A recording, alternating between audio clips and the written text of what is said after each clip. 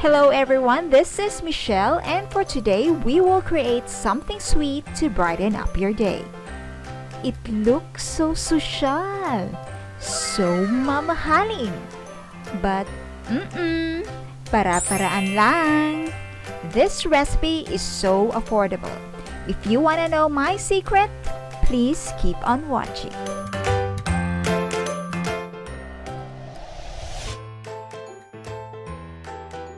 To start, we will grab a cling wrap to line our baking pan to serve as our cake mold. If you have a springform pan, then your life will be easier. But since I don't have that kind of pan yet, then let's do this process. Uy, baking supplies! Bigyan naman! Let's just cut and overlap two. Kalma! Let's just cut and overlap 2 sheets of cling wrap to fully cover our pan.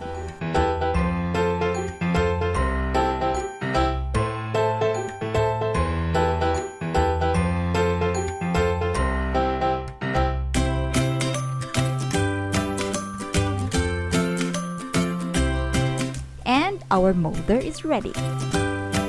Now let's start with our cake. Let's grab 1 pack of 10 chocolate fudgy bars. Wow! Fudgy bar lang pala. Now, I know you are getting excited. Yes, this is very easy.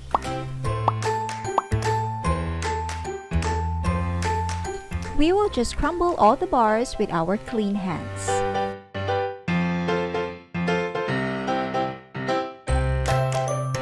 And now, let's grab back our DIY springform pan and transfer our crumbled fudgy bars.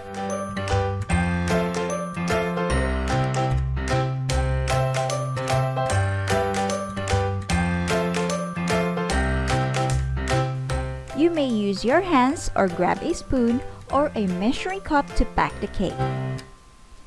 Just keep pressing until it becomes compact and even. Just set this aside and we will do our filling. We will melt 1 sachet of clear, unflavored gelatin. And make sure your water is very hot. To those who have watched my chocolate mousse video, I know you are now thinking that whipping will be happening later on. To those who haven't watched the chocolate mousse video, please click the card above.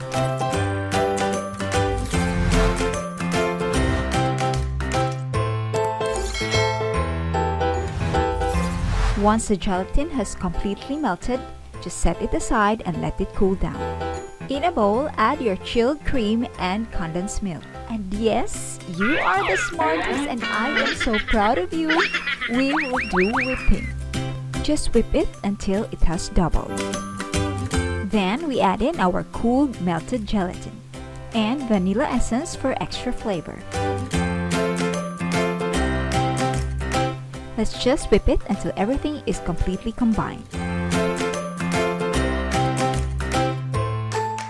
Our cream mixture is done, and I will set aside a few for me to pipe on top for decoration. Well, you can skip this anyway. Wala lang, gusto ko lang umarte-arte.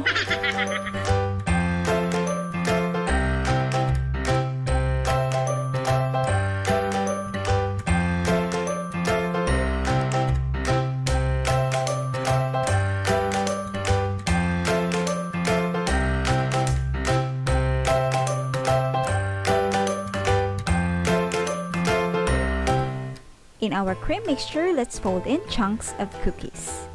If you wanted it crushed, then go ahead and do so. As for me, I wanted it chunky.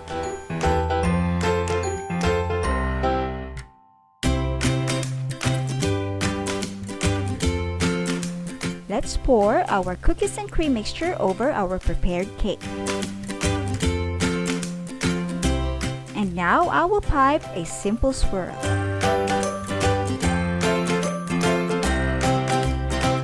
Please don't judge my piping skills. Please be good. Let's top the piped cream with cookies that are cut into halves.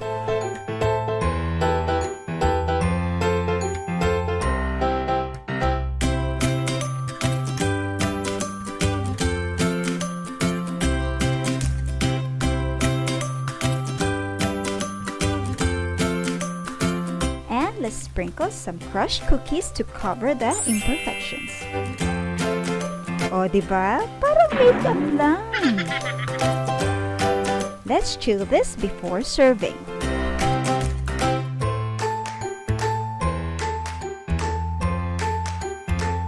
And finally, here is our chilled cookies and cream cake. We can now unmold it. You just lift the plastic, and we will transfer it into a plate. And ta-da! Our cookies and cream cake is done, as easy as 1, 2, 3. Do this with your kids and they will sure have fun doing it. Now, let's take a slice and taste it.